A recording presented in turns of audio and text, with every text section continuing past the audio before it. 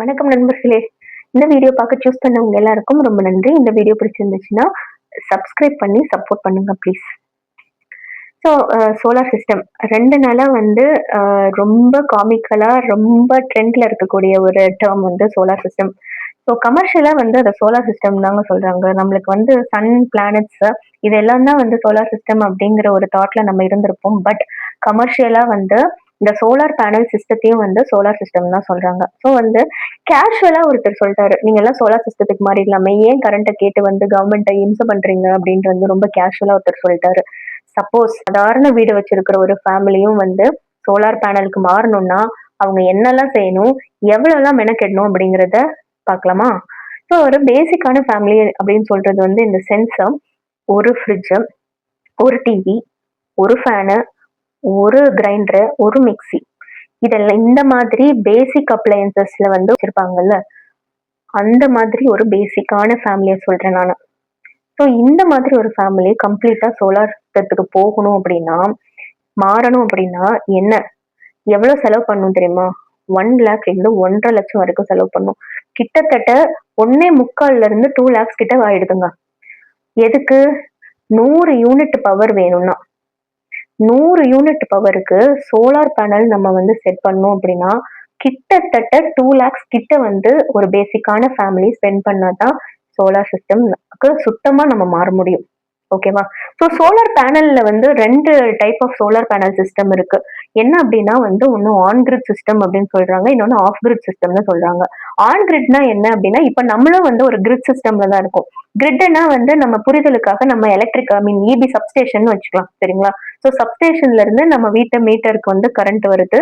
So அத வந்து நம்ம வீட்ல டிஸ்ட்ரிபியூட் பண்ணிக்கிறாங்க. ஸோ எவ்வளவு நம்ம பவர் கன்சியூம் பண்றோமோ மீட்டர் ஓட ஓட அந்த பவர் கன்சம்ஷன் வச்சு காஸ்ட் வச்சு நம்மளுக்கு வந்து எலக்ட்ரிசிட்டி பில் வாங்கிக்கிறாங்க. இதுதானே வந்து கிரிட் சிஸ்டம். இதுல வந்து சோலார் பேனல் எப்படி வருது அப்படின்னா, நம்ம வந்து இப்போ பேனல் அட்டாச் பண்றோம், பேனல் போடுறோம். பேனல் போடுறதுல இருந்து வந்து நம்மளுக்கு பேனல்ல இருந்து ப்ரொடியூஸ் ஆகுற எலக்ட்ரிசிட்டி வந்து மீட்டருக்கு போகும். அந்த மீட்டர் வந்து பை டைரக்ஷனல் மீட்டரா வந்து நம்மளுக்கு இருக்கணும். இப்ப இருக்கிறதெல்லாம் வந்து அங்க இருந்து ரிசீவ் பண்ணதான் முடியுமே ஒழிய இங்க இருந்து அனுப்ப முடியாது. நம்ம வீட்ல இருந்து எந்த கரண்ட்டும் வந்து சப்ஸ்டேஷனுக்கு போகாது. இப்ப நம்ம யூஸ் பண்ணக்கூடிய இபி மீட்டர்ஸ் எதுவுமே வந்து நம்ம வீட்ல இருந்து சப்ஸ்டேஷனுக்கு போகக்கூடிய வசதி இல்லாத ஒரு யூனி டைரக்ஷனல் நெட் மீட்டர். ஆனா சோலார் சிஸ்டத்துக்கு மாறணும் அப்படின்னா பை டைரக்ஷனல் மீட்டர் வேணும். அதாவது நம்ம வீட்ல இருந்தும் சப்ஸ்டேஷன் போகணும், சப்ஸ்டேஷன்ல இருந்தும் இங்க வரணும். ஏன் அப்படின்னா பகல் நேரத்துல சோலார் எனர்ஜி யூஸ் பண்ணி ப்ரொடியூஸ் ஆகக்கூடிய கரண்ட் நம்ம யூஸ் பண்ணதுக்கு போக மீதி சப்ஸ்டேஷனுக்கு போகும். அதுக்கு நம்மளுக்கு கிரெடிட்ஸ் உண்டு. நைட்ல வந்து சோலார் எனர்ஜி நம்ம யூஸ் பண்ண முடியாது. அதனால நைட்ல வந்து சப்ஸ்டேஷன்ல இருந்து நம்ம பவர் வாங்கி யூஸ் பண்ணணும். ஸோ அதுக்கு மட்டும் தான் நம்ம வந்து பில் பே பண்ணுவோம். ஓகேவா? ஸோ அப்ப வந்து நம்ம ஒரு வேளை யூஸ் பண்றதுக்கான பவர் மட்டும்தான் நம்ம பில் பே பண்ணுவோம். இது வந்து ஒரு பெரிய அட்வான்டேஜ் தான். காஸ்ட் எஃபெக்ட் நம்ம வந்து ஒத்துக்கிட்டு தான் ஆகணும்.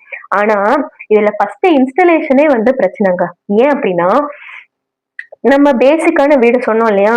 அதுக்கு வந்து தேவையான மினிமம் அமௌண்ட் ஆஃப் கரண்ட் என்ன அப்படின்னா 100 யூனிட்ன்னு வச்சுக்கோங்க. இப்ப நம்மளுக்கு தேவையான பேசிக் யூனிட் ஆஃப் கரண்ட் வந்து 100 யூனிட்ன்னு வச்சுப்போம். இந்த 100 யூனிட் ஆஃப் கரண்ட்டை நம்ம ப்ரொடியூஸ் பண்ணணும் அப்படின்னா 1 கிலோவாட் பேசிக்கான சோலார் பேனலோட எனர்ஜி லெவல் வந்து 1 கிலோவாட். அந்த 1 கிலோவாட்ல கிட்டத்தட்ட 3, 4 பேனல் நம்ம வந்து மொட்டை மாடியில செட் பண்ணணும். 4 பேனல்னு வச்சுக்கோங்க இப்போ. இல்ல மினிமம் அமௌண்ட்டே நம்ம போலாம். 3 பேனல். 1 கிலோவாட் பவர்ல வந்து 3 பேனல் செட் பண்ணா தான் 100 யூனிட் கரண்ட் நம்மளுக்கு கிடைக்கும். ஓகேவா? ஸோ 100 யூனிட் கிடைக்கிறதுக்கு இந்த 4 பேனல் செட் பண்றதுக்கு நம்மளுக்கு தேவையான காசு எவ்வளோன்னு பார்த்தீங்கன்னா ரூ. 80,000. பேனலுக்கு மட்டும் நான் சொல்றது ரூ. 80,000. இது போக வந்து இன்ஸ்டலேஷன் சார்ஜஸ் இருக்கு. இன்ஸ்டலேஷன் சார்ஜஸ்ல வந்து லொகேஷனுக்கு தகுந்த மாதிரி ஆள் கூலி வந்து மாறும். ஆனா பேசிக்கா வந்து 5,000 ருபீஸ் வந்து சார்ஜஸ். இந்த 5,000 ருபீஸ் அப்படிங்கிறது 1 கிலோவாட்டுக்கு. நம்ம போட போறது 4 கிலோவாட் ஐ மீன் 3 கிலோவாட். ஸோ 5,000 இன்டூ 3 அப்ப என்ன 15,000 ஆயிடுச்சு. ஓகேவா? 15,000ல இருந்து 20,000 இன்ஸ்டலேஷன் சார்ஜஸ். அதாவது ஆள் கூலியும் அதுக்கு தேவையான வயரிங்ஸும் சோலார் பேனல்ல இருந்து வீட்டுக்கு தேவையான வயரிங்ஸ் எல்லாம் பண்ணுவாங்க இல்லையா? அதுக்கு தேவையானது வந்து 15,000. ஸோ 80 பேனலுக்கு ஒரு 80,000, வயரிங்க்கு ஒரு 15,000, அப்புறம் மீட்டருக்கு வந்து நம்ம அலையணும். அந்த பை டைரக்ஷனல் மீட்டர் இருக்கு இல்லையா? அந்த பை டைரக்ஷனல் மீட்டர் சொல்றாங்க. அது வந்து ஒரு 1000 சொல்றாங்க. பட் வந்து இன்னொன்னு என்ன இருக்குன்னா, இந்த சோலார் பேனலுக்கு மாறுறவங்களுக்கு மானியம் கிடைக்கும். ஸோ அதனால இந்த அமௌண்ட் வந்து குறையறதுக்கான வாய்ப்புகள் இருக்கு. ஆனா இனிஷியலா நம்ம வந்து இவ்வளோ இன்வெஸ்ட் பண்ணி தான் ஆகணும். 80,000 அண்ட் இன்ஸ்டாலேஷன் சார்ஜஸ்க்கு ஒரு 20,000. ஸோ வந்து ஒரு 1,00,000 வயரிங் பண்ணி இதெல்லாம் பண்றதுக்கு 1,00,000 ஆயிடுச்சு. ஸோ ஒரு பேசிக்கான ஹவுஸ் ஹோல்ட்ல வந்து பேசிக்கான அப்ளையன்சஸ் யூஸ் பண்றதுக்காக மட்டுமே வந்து ஒருத்தர் செலவு பண்ண வேண்டிய அமௌண்ட் 1ல இருந்து 1,50,000 லட்சம் வரைக்கும் செலவாகும். இது வந்து ஒரு பேசிக்கான ஹவுஸ் ஹோல்டுல இது நடக்கிறது. ஆனா இதுவே வந்து ரூமுக்கு ஒரு ஏசி, ரூமுக்கு ஒரு ஃபேனு இந்த மாதிரி வந்து யூஸ் பண்றீங்க அப்படின்னா இன்னும் அதிகமாகும். கிட்டத்தட்ட வந்து மேக்ஸிமம் எவ்வளவு செலவு பண்ண வேண்டியது இருக்கும் அப்படின்னா 2,25,000 லட்சம் ரூபாயிலிருந்து 3 லட்சம் ரூபாய் வரைக்கும் செலவு பண்ணா கரண்டே கட் ஆகாம வந்துட்டே இருக்கும் உங்களுக்கு பவர். ஆனா இதுல இன்னொரு சிக்கல் என்ன இருக்கு அப்படின்னா பவர் கட் ஆனா கட் ஆனதுதான். சோலார் அண்ட் பேனல் போட்டாலும் பவர் கட் ஆனா பவர் கட் ஆனதுதான். Until and unless you have a battery backup அதுக்கு ஒரு 20,000 ரூபாய் முடிஞ்சுதா? பேட்டரி பேக்கப் நம்ம முதல்ல பார்த்த கணக்கு என்ன? பேனலுக்கு 80,000, இன்ஸ்டாலேஷனுக்கு 20,000, பேட்டரி பேக்கப்க்கு 20,000 ரூபாய். கிட்டத்தட்ட 1,50,000 லட்சத்துல இருந்து 2 லட்சம் ரூபாய் நீங்க செலவு பண்ணா மட்டும்தான் டோட்டலா சோலார் எனர்ஜிக்கு நீங்க வந்து கன்வெர்ட் ஆக முடியும். இது வந்து ஒரு பேசிக் ஹவுஸ் ஹோல்டுக்கு. இப்ப இப்ப வந்து நம்மளுக்கு இருக்கிற மாதிரியே பவர் வந்துட்டே இருக்கணும், பவர் வேணும் அப்படின்னா நம்ம கிட்டத்தட்ட ஒரு 3 lakhs ஸ்பெண்ட் பண்ணா மட்டும்தான் நம்மளுக்கு அந்த பவர் கிடைக்கும், இருந்துட்டே இருக்கும். ஸோ இது சாத்தியமா அப்படிங்கறத வந்து நம்ம தான் முடிவு பண்ணணும். எல்லாராலையும் இது முடியுமா அப்படிங்கறத நம்ம தான் முடிவு பண்ணணும்.